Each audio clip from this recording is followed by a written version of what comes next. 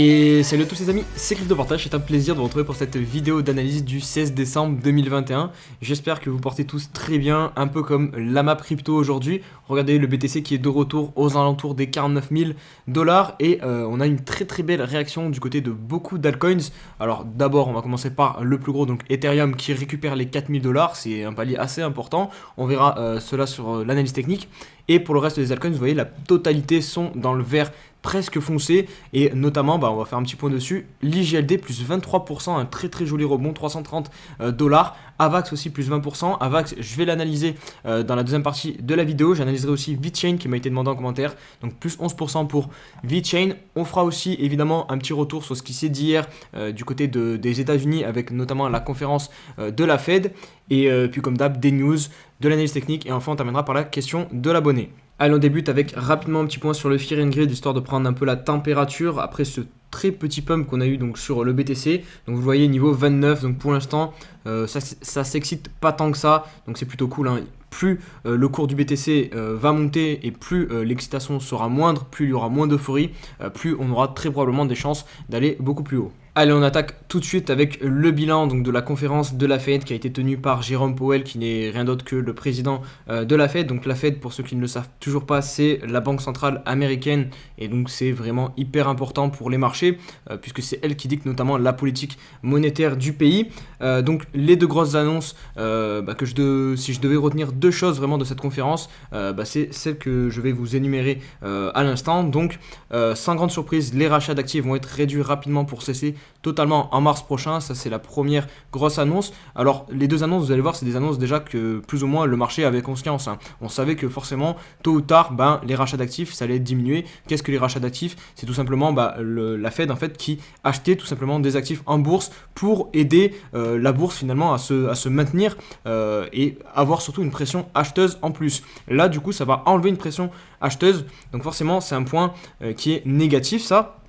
Et le deuxième point, c'est celui qui arrive dans le deuxième paragraphe ici. Donc c'est la remontée des taux. Donc là, ils annoncent un calendrier carrément. Donc il y aura 3 hausses de taux dans l'année qui arrive, là en 2022, puis 3 nouvelles hausses de taux en 2023. Et à chaque fois de 25 points de base pour ces hausses de taux. Donc voilà, c'est deux annonces qui sont en soi négatives pour le marché. Mais vous allez me dire, mais du coup, pourquoi la bourse américaine hier est montée suite à ces annonces? Et pareil pour le Bitcoin. On a eu une hausse, vous voyez, le SP 500 et le Nasdaq ont gagné respectivement 1,63% et 2,35% à la clôture. Je pense que soit les news en fait étaient déjà pricées, enfin c'est même pas ça, j'en suis quasiment sûr, les news devaient déjà être pricées parce que Powell avait déjà parlé dans les dernières conférences qu'il allait justement appliquer ces mesures. Et le deuxième point, c'est que peut-être il s'attendait à pire, à des annonces encore plus compliquées, plus dures, et finalement ce n'est pas le cas, ça reste raisonnable, et du coup les marchés peuvent continuer leur hausse. Allez, on va refermer cette page donc sur la conférence de la Fed avec cette phrase qu'a lâché Powell sur les crypto-monnaies. Donc je vous la lis: en termes de crypto-monnaies qui sont des actifs plus spéculatifs, je ne les considère pas comme un problème de stabilité financière pour le moment. 3 petits points, je pense qu'elles sont risquées, elles ne sont soutenues par rien. Donc je pense que c'est quand même un message plutôt positif, hein, puisque on constate qu'il dit que c'est pas un problème de stabilité financière. Donc voilà, ça pourrait rassurer les personnes qui sont encore à fond dans le mode dollar, dans le monde de financier actuel dans lequel on vit. Donc ils vont se dire voilà, si ça ne déstabilise pas la situation financière du monde, je peux investir sur le Bitcoin en toute sécurité. Par contre, sa dernière phrase où il dit elles ne sont soutenues par rien, je sais pas s'il veut en venir au fait que en termes de régulation ça reste encore flou sur les crypto-monnaies, ou s'il parle carrément d'un problème plus profond en disant par exemple que le Bitcoin c'est rien, c'est du vent ou que sais-je. Donc voilà, là c'est pas assez clair, donc je vais pas faire de commentaires là-dessus, mais voilà, en tout cas vous avez la situation ici. Allez, on en revient à nos moutons, à nos chères crypto-monnaies maintenant. On laisse l'ancien monde de côté. Et d'ailleurs, en parlant de ça, hier j'ai eu un petit commentaire sous un tweet que j'ai mis du coup par rapport, parce que je disais que j'allais parler de la Fed, et la personne m'a dit ouais, tu parles encore de la fin. Il me visait pas moi particulièrement, d'ailleurs je pense que tu regardes la vidéo donc je te fais une petite dédicace, mais il me disait en gros que voilà, c'est dommage de parler de la Fed, de ces personnes là, puisque eux ils négligent le Bitcoin, donc parler d'eux c'est leur donner de l'importance encore, alors que pour nous au final on s'en fout, on fait notre vie de notre côté. Alors je vois très bien ce que tu veux dire, et franchement dans le fond je suis d'accord avec toi, mais quand même actuellement voilà, c'est pas le Bitcoin qui paie nos factures. C'est débile de dire ça parce qu'il faut bien commencer par quelque part au bout d'un moment, si vraiment on veut changer le monde, il faut faire chacun nos efforts, mais je pense que d'abord il vaut mieux essayer de les convaincre, ces personnes, de changer un petit peu le modèle financier actuellement, plutôt que forcément les boycotter et faire bande à part. Je suis pas sûr que ça soit vraiment la solution. Donc oui, je parle de la Fed, oui, je parle des trucs qui nous plaisent pas forcément, mais ça reste quand même important.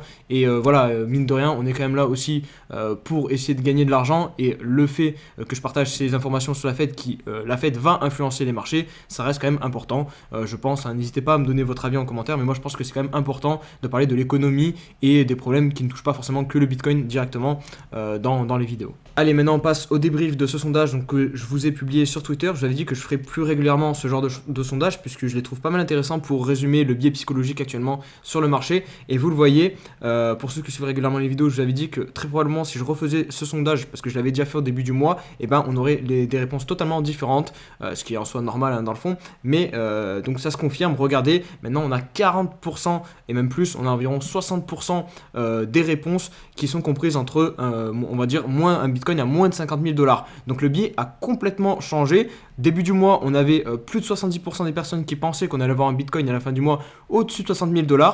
Et maintenant, c'est complètement l'inverse. On a plus de la moitié des personnes qui pensent qu'on aura un Bitcoin sous les 50 000 $. Alors, est-ce que, encore une fois, le marché va piéger la majorité et finalement, on pourrait finir l'année en beauté avec un Bitcoin au-dessus des 50 000 $? Voilà, je pose ça là, c'est la petite stat que j'essaie de développer sur la chaîne, on va dire. Après, voilà, faites en fonction de votre propre analyse. Moi, je vous donne juste des données comme ça. Vous pouvez d'ailleurs en faire ce que vous voulez. On enchaîne avec deux petites données on-chain. Enfin, on-chain, ça, c'est pas vraiment on-chain puisque c'est tout simplement un résumé du Fear and Greed que je vous ai partagé en début de vidéo et que je vous partage très régulièrement. Là, au moins, on l'a sous forme de graphique, mélangé avec le prix du BTC. Et vous le voyez, et du coup, en bleu, si les zones où les gens ont vraiment peur, c'est l'extrême fear. Et très régulièrement, si vous payez ces zones-ci, à chaque fois, quelques temps plus tard derrière, vous êtes en profit sur le BTC. Vous achetez globalement des points bas. Regardez, ici vous achetez des points bas, ici aussi, ici aussi. Alors attention, voilà, il y a une subtilité. Certes, si vous achetez un point bas, mais si vous holdez vraiment trop longtemps et que vous ne revendez pas dès que ça repasse un petit peu jaune, pour le coup, vous retrouvez potentiellement derrière avec un Bitcoin qui vaut beaucoup moins cher. Donc attention, encore une fois, voilà, c'est pas un indicateur qui va vous dire hop, là vous achetez un point bas ultime et forcément dans une semaine ou dans un mois le Bitcoin sera plus cher. Non, on va dire que globalement, si vous misez sur du très long terme, oui, il sera plus cher, mais vous pouvez quand même avoir des points d'entrée qui ne seront pas forcément les meilleurs, mais ça sera clairement pas les plus dégueulasses, parce que à la différence, si vous payez plutôt des points rouges, là pour le coup, en général derrière, vous avez directement des corrections qui se mettent en place. Donc voilà, c'est vraiment un indicateur hyper important, je pense, à avoir tout le temps sur la main, ce Fear and Greed, pour quand vraiment on veut entrer sur le marché, faire des achats. Il faut se dire, mes achats qui sont même long terme, à tout prix, je les privilégie dans des zones bleues, dans des zones d'extrême fear comme on est actuellement, et mes ventes, j'essaie au maximum aussi d'essayer de les refourguer dans des zones où on est dans le rouge, donc dans l'extrême euphorie. On enchaîne avec deux petites news rapidement, je vais essayer parce que la vidéo va commencer à être pas mal longue sinon. Donc Kraken qui va se lancer aussi dans les NFT, donc quand je dis se lancer, c'est ouvrir une marketplace directement sur Kraken, comme l'a fait Binance, comme prévoit de le faire aussi Coinbase. Donc voilà, Kraken qui suit la concurrence, ce qui est normal on va dire. Et d'ailleurs en parlant de Coinbase, voilà, deuxième news, encore la NBA, hier je vous ai partagé FTX qui a fait un partenariat avec les Golden State Warriors, et là c'est directement la grosse star, Kevin Durant, qui signe un partenariat avec Coinbase. Et on se retrouve sur l'analyse du BTC, donc on a enfin un petit pump qui se met en place. Alors je vous le dis tout de suite, on va pas commencer à sauter au plafond, puisque voilà, techniquement ça commence à être plus sympa, mais il n'y a pas vraiment de gros changements sur les vraies unités de temps, donc au moins le daily, et même le 4 heures, on a les prémices, j'ai envie de dire, d'un retournement de tendance. Alors pour moi, il faut clairement déjà au minimum venir récupérer ce point haut au-dessus des 50 000 $, casser aussi finalement cette oblique, puisque là pour le coup on est dans un canal, vous le voyez, hop, ici à chaque fois on va chercher la borne haute, puis ensuite la borne basse. Donc voilà, ici on arrive vraiment sur le niveau de résistance. On a aussi les moyennes mobiles, vous voyez, on est en train de repasser au-dessus des deux, donc ça ça c'est plutôt cool. La bleue aussi se rapproche pour croiser à la hausse la rouge, donc ça aussi c'est des signaux techniques qui montrent les changements de tendance. Donc on se rapproche vers de bons signaux techniques. Maintenant il va falloir valider tout ça avec une bougie qui montre vraiment qu'on change de situation. Donc une bougie où on vient casser au minimum les 50 000 $, et où voilà, les moyennes pourront se croiser à la hausse, et où on relancera un mouvement haussier. Je me méfie après un peu plus long terme de cette trend aussi qu'on tient depuis le début de cette baisse, donc à 69 000 $. Donc attention aussi, on aura aussi potentiellement des problèmes qui pourraient arriver sur ce niveau-ci. En vrai, il y a beaucoup de problèmes potentiels dès qu'on va venir casser en fait cette structure à la hausse. Beaucoup de résistance potentielle. On va passer sur le daily, on les verra peut-être un petit peu mieux. Donc on a, vous voyez, la EMA 21 ici au niveau des 51 000 $, 52 000 $. Et d'ailleurs, les 52 000 $ pour moi, c'est vraiment la grosse zone où on pourra potentiellement avoir notre vraiment le signal si on réussit à s'affranchir vraiment au-dessus des 52 000 $. Là, pour le coup, on pourra imaginer un retour, je pense, au minimum sur cette zone rouge, donc des 60 000 $, et notamment qui doit correspondre, si on prend l'entièreté du mouvement ici, à la zone de rechargement. Vous voyez, hop, pile les 0,61 et 0,78 de Fibonacci. Personnellement, c'est une zone où je pense que je déchargerai un petit peu mon bag, puisque voilà, on sait jamais. Si vraiment on est rentré en bear market, là pour le coup, ça pourrait être le rebond technique. Hop, on piège les bull trap, et finalement, non, on ne repart pas. Et derrière, on part à la cave. Voilà, je m'attends à un truc comme ça. Si jamais on part à la cave, je ne m'attends pas à ce qu'on parte comme ça directement. Non, on fait tout le temps des vagues, on piège tout le temps des personnes. Et là, pour le coup, ça serait l'endroit idéal pour piéger les gens. Donc voilà, c'est un scénario auquel il faudra se préparer, mais on n'y est pas encore parce que voilà, techniquement pour l'instant on est toujours en tendance baissière sur le daily. Alors certes, on a la divergence au niveau du RSI, c'est intéressant ce qu'on fait puisque on a la divergence qui se valide puisqu'on a cassé le point haut. Alors c'est très léger, c'est pour ça que c'est encore assez ambigu, mais en théorie on a cassé la trend ici, donc c'est le premier signal bull. Deuxième bull, on valide la divergence haussière. Donc voilà, deux petits signaux qui montrent que le momentum est peut-être en train de s'inverser. Mais après, si on prend uniquement l'action des prix, je suis désolé, le point bas et le point haut ici, on l'a toujours pas cassé. Donc tant qu'on n'a pas de clôture daily franche au minimum au-dessus des, on va prendre la clôture la plus haute, au-dessus des 50 700 $, pour le coup, voilà, on reste calme, il se passe rien, on est toujours dans le range, compris entre cette borne ici, et le point bas ici, aux alentours des 45 000, 46 000 $. Puis avec l'Ether, et l'Ether c'est pas mal sympa, puisqu'on réintègre la grosse zone des 4 000 $ que je vous ai pas mal rabâché ces derniers jours, et en même temps c'est normal, même sur le 4 heures, on le voit vraiment hyper bien. Toutes ces touchettes, elles sont vraiment chirurgicales sur cette zone-ci à chaque fois. Et là, regardez ce qu'on va faire. On refait des clôtures au-dessus de ce niveau. Donc là, on pourrait considérer que c'est une déviation. Et je vous l'ai dit hier, en général, quand on fait une déviation, qu'est-ce qu'on fait quand on sort d'un range et qu'on fait une déviation? On va chercher la borne opposée. Donc on a des chances là de revenir chercher les 4500 $ sur l'Ether. Donc voilà, c'est quand même une news qui n'est pas négligeable. Je pense qu'elle va vous faire plaisir. Maintenant, c'est uniquement d'un point de vue technique que je dis ça. Après, voilà, malheureusement, des fois, l'analyse technique, ça se passe pas comme prévu. Sinon, ça serait beaucoup trop simple. Et sur le daily, tant que pour le moment on ne récupère pas au minimum ce point haut pour réinverser la tendance, il n'y a pas non plus de quoi forcément s'enflammer. Mais pareil, on pourrait aussi voir une déviation avec aussi la trend. Vous voyez, la trend qui a été travaillée depuis début juillet. Et ici ça serait une déviation, on réintègre, on fait croire qu'on part en bear market ou en petit marché baissier, et finalement on réintègre et on va casser tout ça à la hausse. Les moyennes mobiles ont presque croisé à la baisse, elles ont dû le faire d'ailleurs quasiment, mais là du coup si on remonte directement, elles recroiseraient à la hausse, donc ce serait un faux signal, un peu comme ce que l'on a eu ici. Donc voilà, on attend la suite sur l'Ether, mais c'est évidemment positif, la récupération des 4 000 $. On enchaîne avec Avalanche, avec son token AVAX, et franchement c'est pas mal graphiquement. Je la regarde pas tous les jours parce que j'en ai pas en portefeuille, mais je sais que voilà, c'est une crypto qui est vraiment sous le feu des projecteurs en ce moment, et en même temps ça se comprend vu sa hausse récente, mais vraiment graphiquement c'est propre, on est dans une belle tendance haussière. À chaque fois on revient tester les précédents niveaux importants. Ici on avait une grosse résistance sous les 40 $, on travaille, ça passe pas.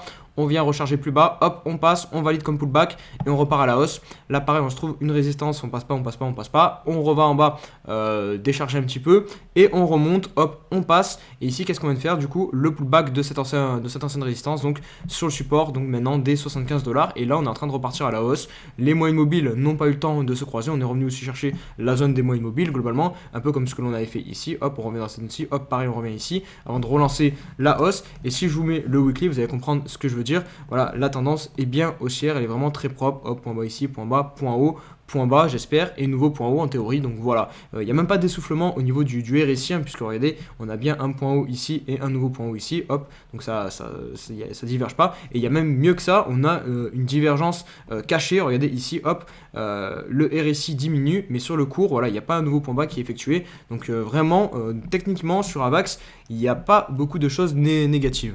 Allez, on enchaîne avec VeChain. VeChain, vous allez le voir, techniquement, ça n'a rien à voir avec AVAX. On n'est pas en tendance haussière. Regardez, là, c'est VeChain contre le Bitcoin, vous ne faites pas avoir. On est sur la grosse zone de rechargement. En plus de ça, un ancien point haut ici, donc ça pourrait nous servir de support. Maintenant, il nous faut voir les signaux d'un retournement de tendance, donc un W par exemple.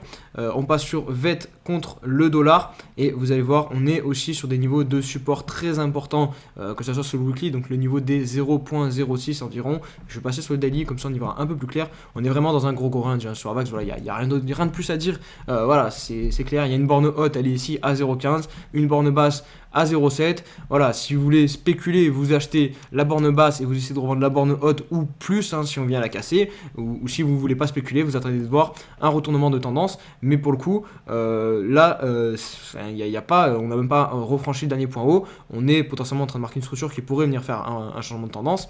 D'ailleurs, je suppose qu'on doit être en train de diverger. Ouais, voilà, il y a une divergence. Donc hop, c'est un peu comme le Bitcoin au final, hein. C'est vraiment très corrélé au Bitcoin finalement, hop.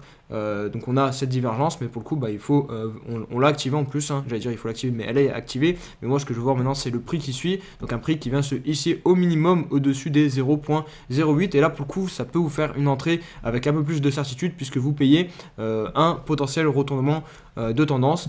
Mais sinon ouais, il n'y a pas plus de choses à dire je pense sur VeChain. On est sur une grosse zone de support, donc si vous croyez au projet, pour le coup voilà, venir recharger un petit peu ici, je pense que c'est pas déconnant.